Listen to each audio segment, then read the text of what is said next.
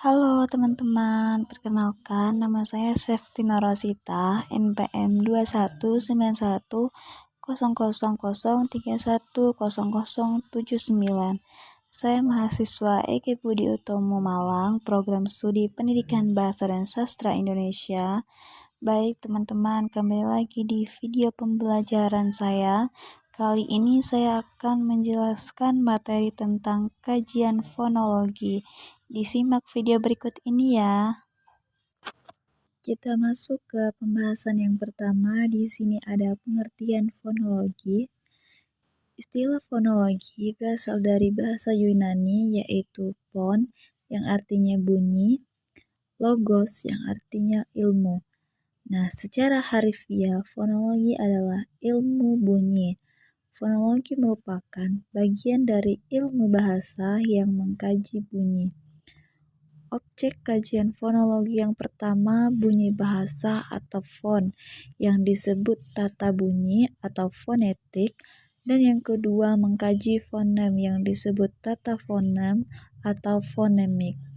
Jadi pengertian fonologi adalah cabang ilmu bahasa linguistik yang mengkaji bunyi-bunyi bahasa, proses terbentuk dan perubahannya dengan mempertimbangkan fungsi bunyi itu sebagai pembeda makna dalam kata-kata. Selanjutnya pengertian mengenai tata bunyi dibagi menjadi dua. Yang pertama ada fonem dan yang kedua ada alofon. Kita masuk ke yang pertama, fonem. Istilah fonem dapat didefinisikan sebagai satuan bahasa terkecil yang bersifat fungsional. Artinya, satuan fonem memiliki fungsi untuk membedakan makna. Fonem dalam bahasa mempunyai beberapa macam lafal yang bergantung pada tempatnya dalam kata atau suku kata. Contohnya fonem T.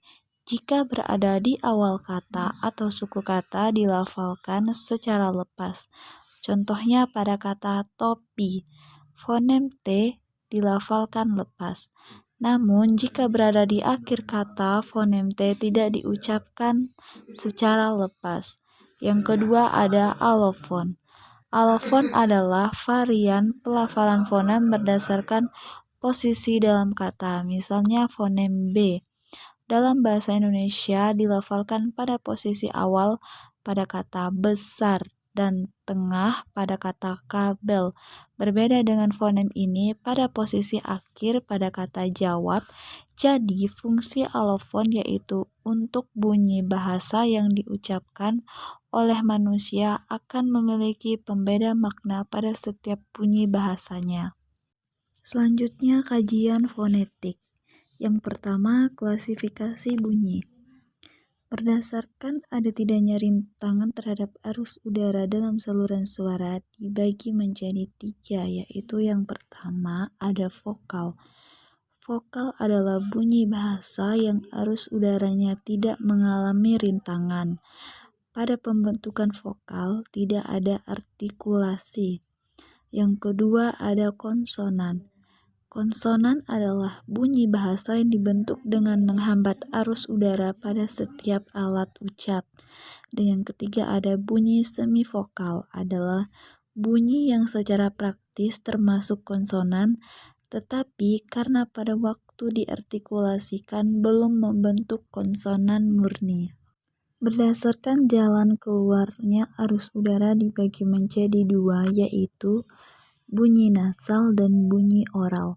Bunyi nasal yaitu bunyi yang dihasilkan dengan menutup arus udara keluar melalui rongga mulut dan membuka jalan agar arus udara dapat keluar melalui rongga hidung.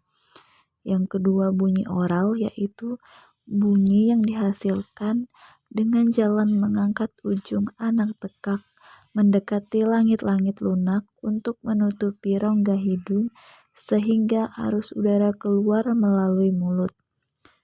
Berdasarkan ada tidaknya ketegangan arus udara saat bunyi diartikulasikan.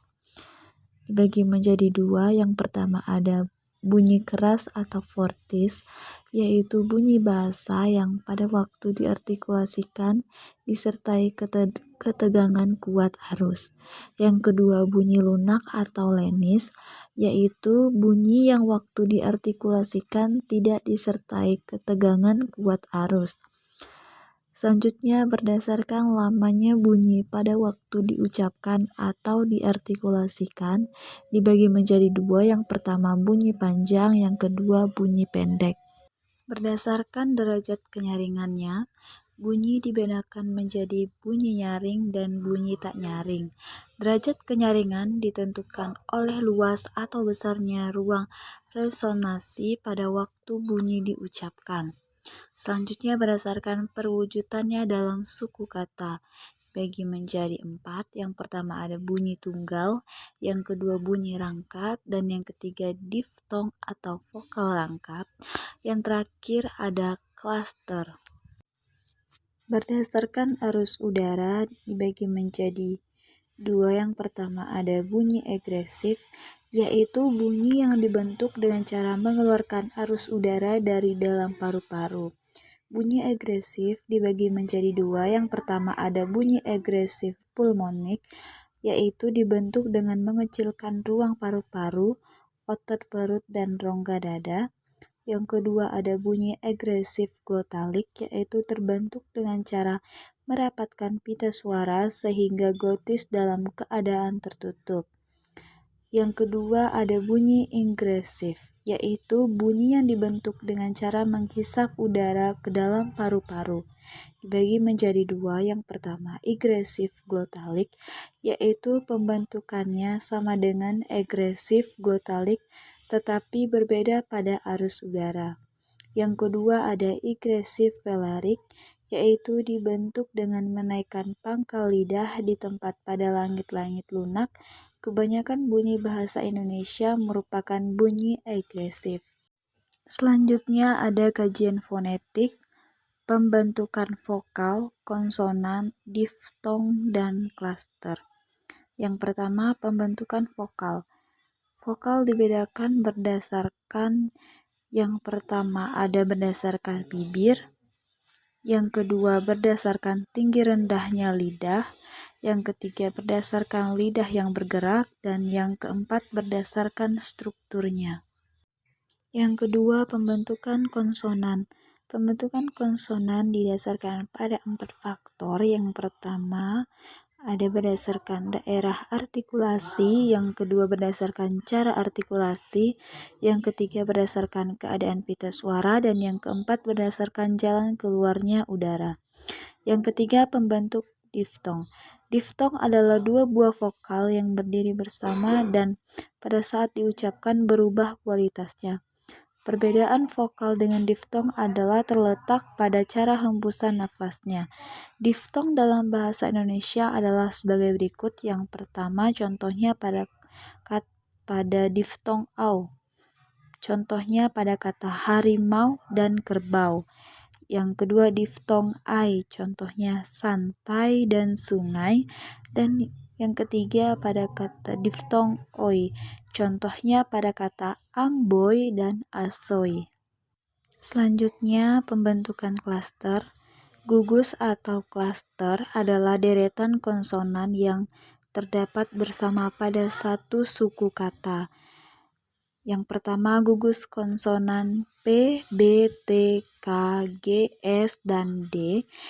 Yang kedua gugus konsonan yang kedua ada L, R, dan W. Yang ketiga gugus konsonan ketiga ada S, M, N, dan K. Dan yang keempat gugus konsonan keduanya adalah konsonan lateral. Kajian fonemik. Istilah fonem dapat didefinisikan sebagai satuan bahasa terkecil yang bersifat fungsional, artinya satuan fonem memiliki fungsi untuk membedakan makna.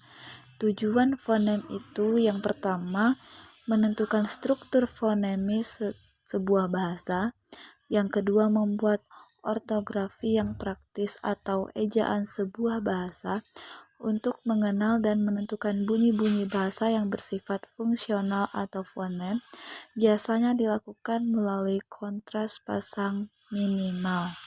Selanjutnya ada gejala fonologi bahasa Indonesia dibagi menjadi 6. Yang pertama ada penambahan fonem, yang kedua penghilangan fonem, yang ketiga perubahan fonem, yang keempat kontraksi, yang kelima analogi, dan yang terakhir ada fonem supramental. Baik teman-teman, itu tadi materi dari saya.